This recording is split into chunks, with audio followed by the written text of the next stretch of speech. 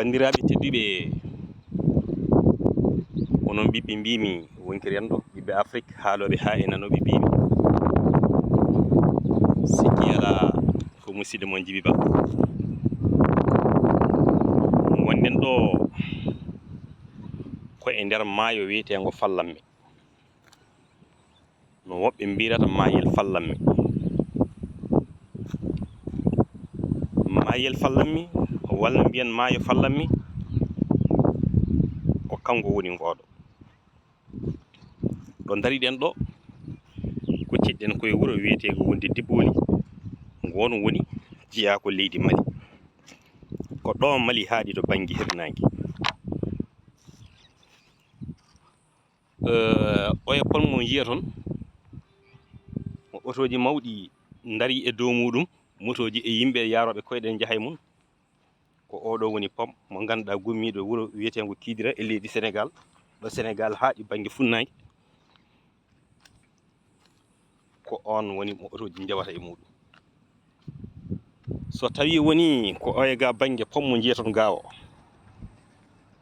oɗo ko ray rewanno hen koko wiyete ko terrain. Hande noon on jii mayel Fallamme koko hori ha laaɓi ha wi cer, ko otoji mawɗi dusoji ceenal e béton, ko ɗin otoji goni ɗo. Ene dusa ceenal, ene dusa béton e nder mayel Fallamme. Mayel Fallamme hori ha laaɓi ha wi cer. Ɗo gonɗen ɗo koye hakkude maayo he tigui gonɗen. Pular ni wiya mo ndiyam wari ndungu mere wari ɗum, saabu sa heppani koɗam korojem ha laaɓa ha wiye cer. Ko beeli beeli jiyata ɗo mayel Fallamme. Ngoɗo maayo ene wayno ko kango woni hakkude Mali e Sénégal, kono noon kongo feccigo. Maayo ngo koko fecci to dow pom to aɗa tawa toon jamdi mawdi ene winda hen ɗo Sénégal haaɗi, ɗo Mali haaɗi. Maayo ngo nani konoje gonɗe kewɗe e kooce e leɗɗe e kaaƴe ko heewi ene e nder ngoɗo maayo so tawi ceeɗu o ari. So ndungu o arine kadi ma on jii ndiyam makko ɓuri bonde e dendagal ndiyameji. E oɗo dumuna noon jiɗɗen haalde tuma nde ganduɗa hoore maɗa nde duga dow duga less, haɓa jamma haɓa ñalawma, ndiyam mayel Fallamme nayi. Pulaar wiyata ɗam ko mbinam, ɗam nandi koye mbinam. Mayel Fallamme noon ko maayo hewngo ko wiyete ko wonde nafoore wonande ganduɗo, kono kadi ko maayo joguigo ko wiyete ko tarik, tawa tarik o kadi ko tarik celluɗo. So wiyama ni Mali, leydi Mali eɗen gandi helmere nde walla inde nde ko Wamarankore walla Manigankore, kono ko wawi hen wonde foof de inde nde firori tan wonde ko Ngabu. Ngabu noon eɗen gandi ne mawni, ne heewi doole, nafoje mum pamɗani.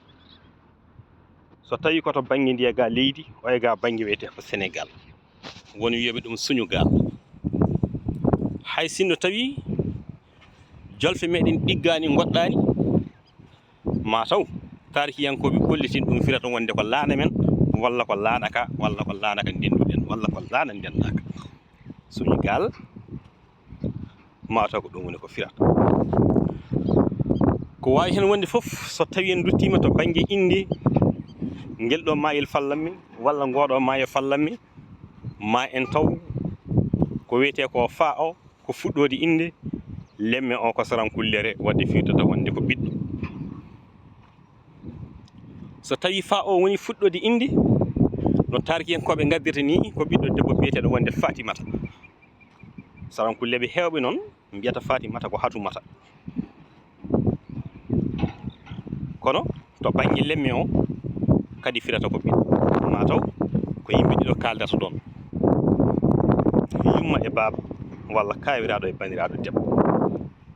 Ko wawi hen wonde foof kam ko tarik mawɗo woni e kaɗon haala walla e ndeɗon inde, ɗe tokkuɓeje ɗe cewnoto ɗon to ɗe ko ɗeɗo goni ko wiyete ko wonde douane leydi Sénégal police mum fofof mum nanoto on ji remorkuji ɗi jahata ko jamma e ñalawma subaka ki ɗi pamɗani ɗi dartaki bandiraɓe tedduɓe maayo fallanmi enen mbawi wiide wonde hande o nafoore muɗum famɗiti ayi guese fof koko joori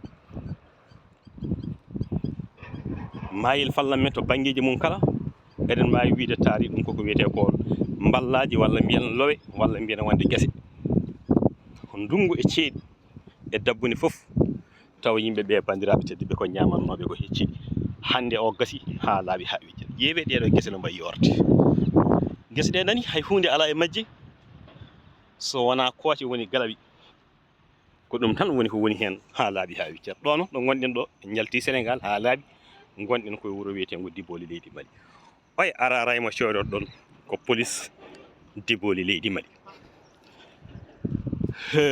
ngoy to wuuro ngo cewnoɗo ɗon to ngo woni leydi Sénégal bandiraɓe tedduɓe ene gasa ɗo jomiraɗo ma en garoy e andinde yimɓeɓe maayel fallanmi ko soomi e muɗum yoga e lugge mum malnorteɗe ɗe gandanɗa hoore maɗa woni joguiɗe fulla e fayida mo ala haaji gila to ɓuyel mannayel e hono muɗum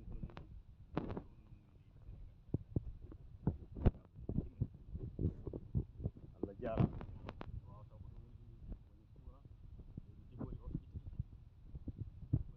musidɗo mo Djiby Ba ma en gartu hen